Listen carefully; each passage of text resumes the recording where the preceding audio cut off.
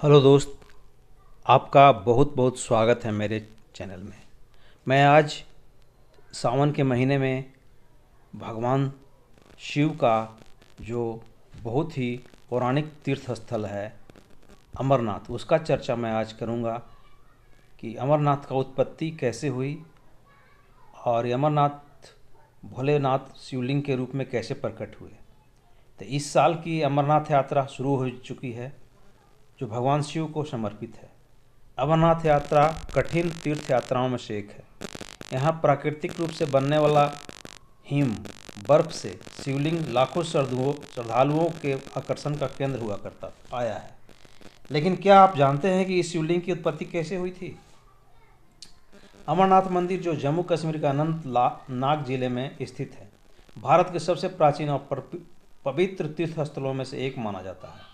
अमरनाथ गुफा में भगवान शिव ने माता पार्वती को अमरत्व का रहस्य सुनाने के लिए एकांत स्थान को चुना था, जहां उन्होंने पंच तत्वों का त्याग करते हुए अमर कथा भी मां पार्वती को सुनाई थी।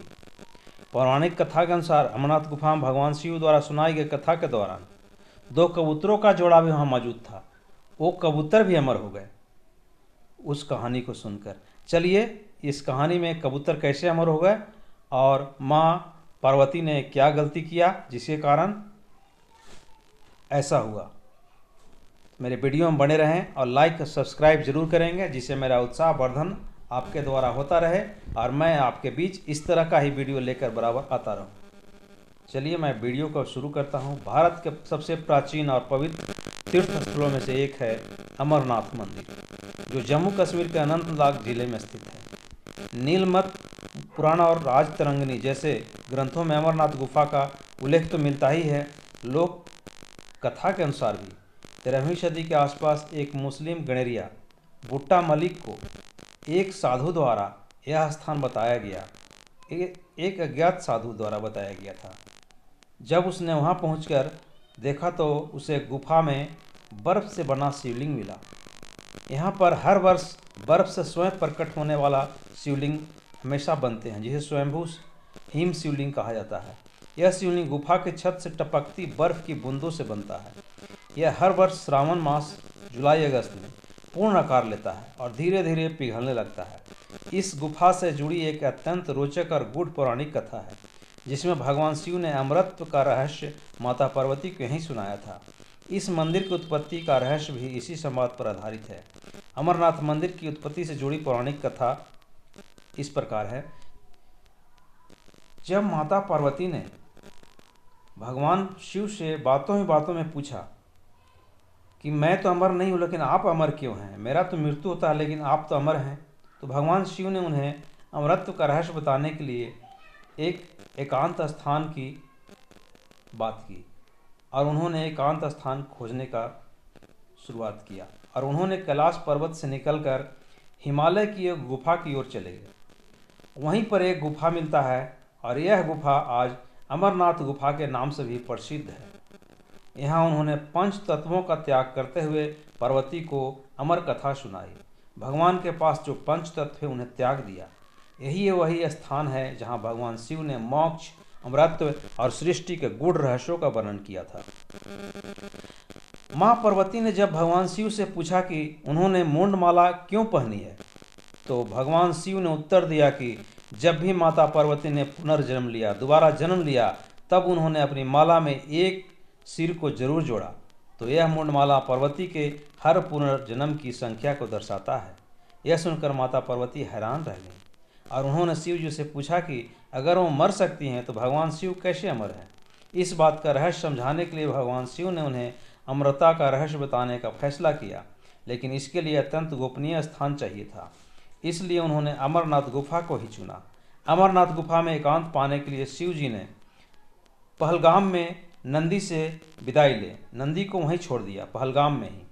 और चंदनबाड़ी पहुंचते पहुंचते उन्होंने अपनी जटाओं में से चंद्रमा को ही मुक्त कर दिया, छोड़ दिया।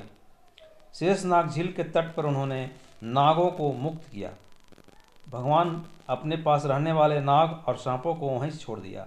भगवान गणेश को महागुणश पर्वत पर छोड़ दिया गया और पंचतरणी में भगवान शिव ने 5 तत्वों का त्याग किया।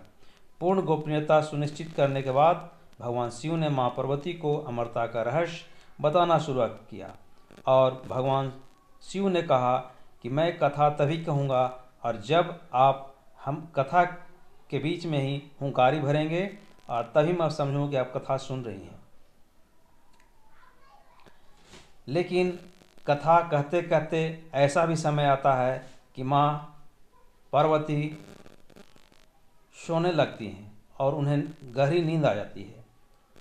उसी गुफा में दो कबूतर भी छुप के उस कथा को सुन रहे थे और माँ पार्वती के सो जाने पर बीच में हुंकारी कौन भरेगा, तो उन्हीं दो कबूतरों ने गूं गूं करना शुरू किया हर कथा के बाद।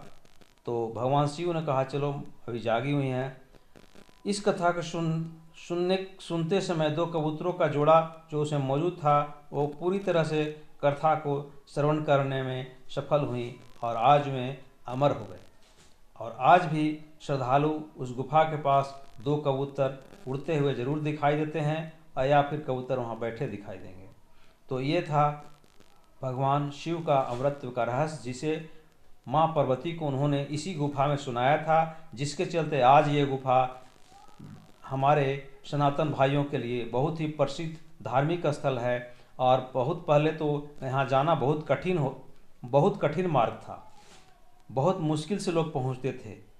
यहाँ तक कि मेडिकल सर्टिफिकेट वगैरह तो अभी बनता है, लेकिन उस समय जांच करके ही लोग को भेजा जाता था ताकि जाने में सफल हो पाएंगे या नहीं इसको भी देखा जाता था। लेकिन आज बहुत सारे आसान रास्ता को निर्माण कर दिया गया है, जिससे हमारे बहुत से श्रद्धालु जो नहीं जा सकते थे, कमज़ोर थे जाने में, वो भी आज घोड़ों के मदद से या फिर कहारों की मदद से आज उस गुफा के पास पहुंचने लगे हैं। तो ये हमारे महाशिव भगवान का, ये देवों के देव महादेव शिव का ये गुफा का यही रहस्य था। आपको ये कैसा लगा लाइक और कमेंट करके ज़रूर बताने का कृपा करेंगे। आपका कमेंट और लाइक से ही हमारा हिम्मत बढ़ता है और हम आपके बीच में मौजूद रहने के लिए अपने आप को बहुत गौरवान्वित महसूस करते हैं। तो चलिए वीडियो तो आपका बने रहने के लिए